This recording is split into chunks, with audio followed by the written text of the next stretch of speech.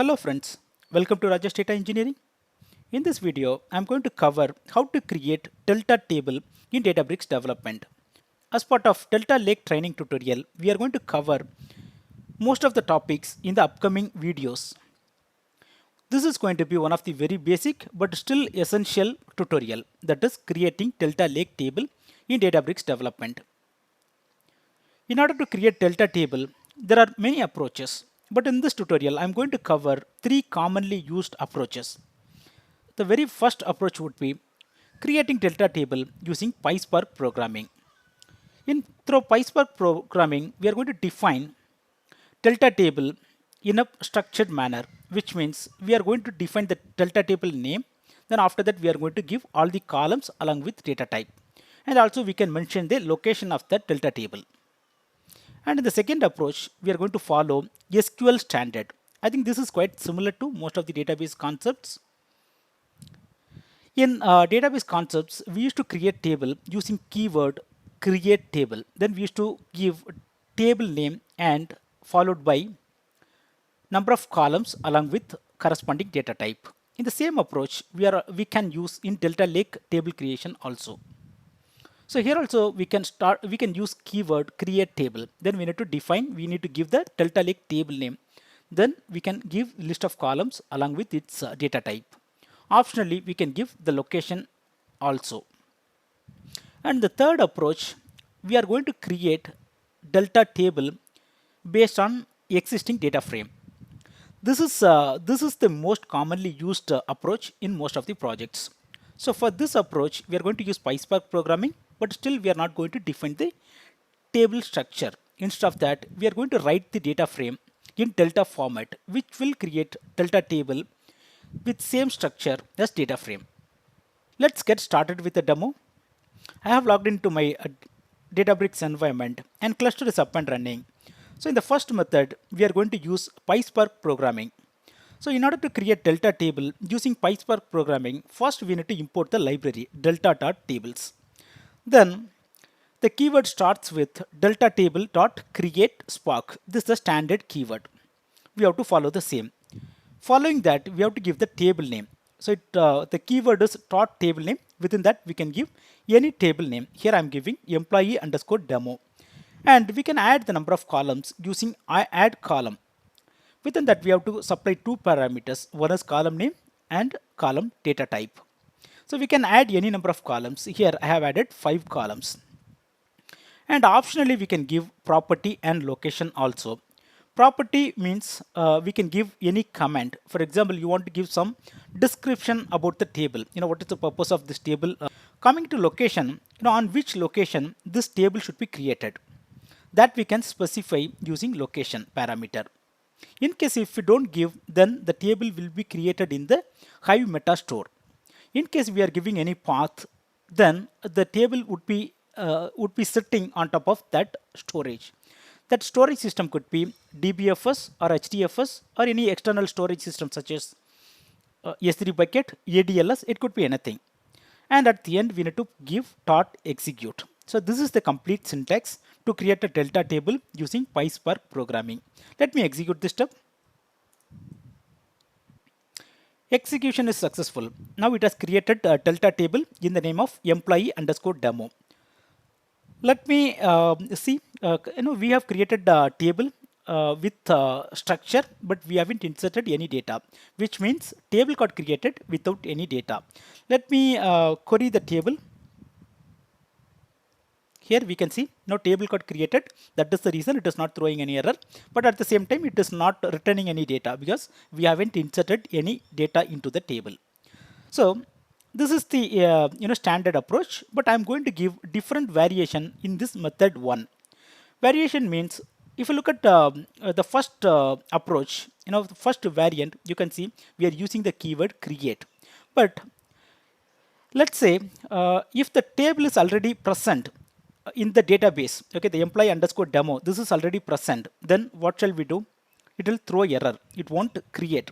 So for that purpose, we can use create if not exist. So we are telling, create the table only if it does not exist. So for that, we can use, instead of create, we can use create if not exist. This is another syntax. This will also create the table. And here, I haven't given property and location, but still, this syntax will work because these two properties are optional, property and location. I'm not going to execute because I have already created the table employee underscore demo. So I don't want to drop the previous version. So here I'm just showing the different variants of creating table. This is another variant, create if not exist. And the third variant, we can use create or replace. Let's say we are planning to create employee underscore demo table, but in case if it is already present in the system, instead of failing, it will drop the previous version of the table and recreate with the structure. So if that is our requirement, then we can go with create or replace. So basically there are three variants. Either you can give simply create, or we can give create if not exist, or we can give create or replace. And also, while giving the table name, we can give a table name or we can give database name dot table name. By default, any table would be created in default database, even if you don't give. But if you have any other database, you have to explicitly mention that. I hope you understood how to create delta table using Pyspark programming approach. In the second method, we are going to see SQL approach. This syntax is quite common across all the database. It starts with create table. Then we have to give the table name. Then within the bracket, we have to give list of columns along with data type. And finally, we have to end with using delta, because this keyword would tell the engine to create delta table. So this differentiates normal table with delta table. So this is the syntax. And the other variants in SQL approach, it is quite similar to the previous one. Here, if a table is not present in the system, then only we are planning to create. Then we can go with if not exist. It's the same keyword, but there is a difference between Pyspark and this one. In Pyspark, we cannot see space in between these words, if not exist. That is one of the major difference you can notice. See here, if not exist, there is no space. But here there is a space. That is one change you have to notice. And another thing is SQL that is not case sensitive, which means you can give lowercase or uppercase, it will work.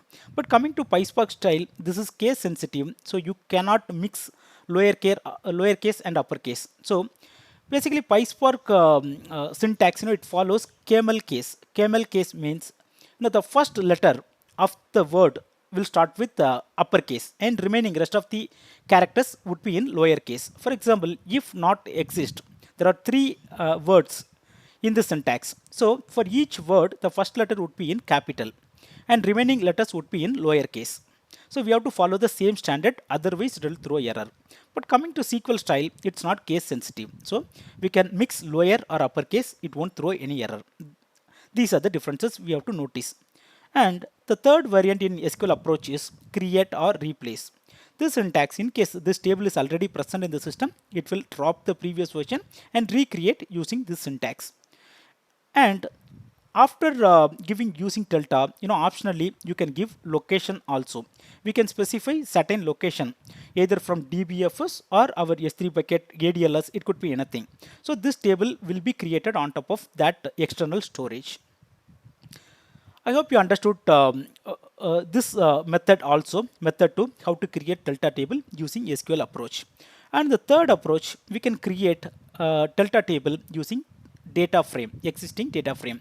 So let's say in this example, for this demo, I'm going to create one of the data frame. It's going to be very simple. Employee data, I'm creating and employee schema. Then finally, using this syntax, I'm creating data frame df and I'm displaying for your reference. Let me execute this step. Okay, it's done. It has data frame df got created. It is having three records.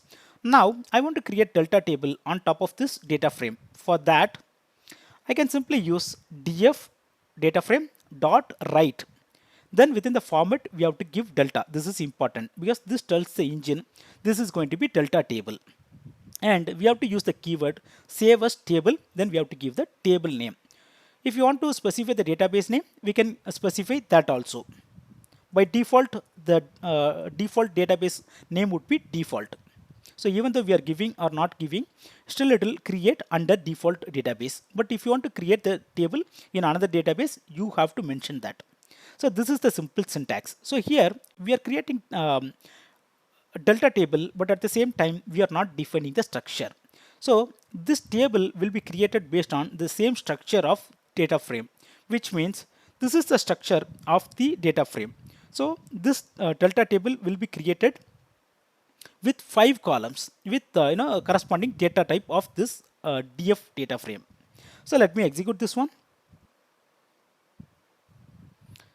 So delta table employee underscore demo 1 got created. Now it would be created along with data. So in our previous example, we have created only table structure without any data.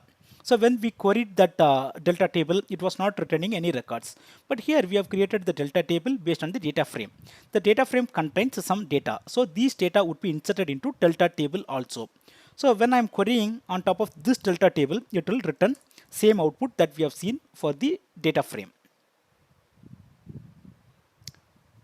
So this is the third approach, and this third approach is commonly used approach in most of the projects. Because in Databricks development, very commonly, very frequently, we are creating data frame and we are creating delta table on top of data frame.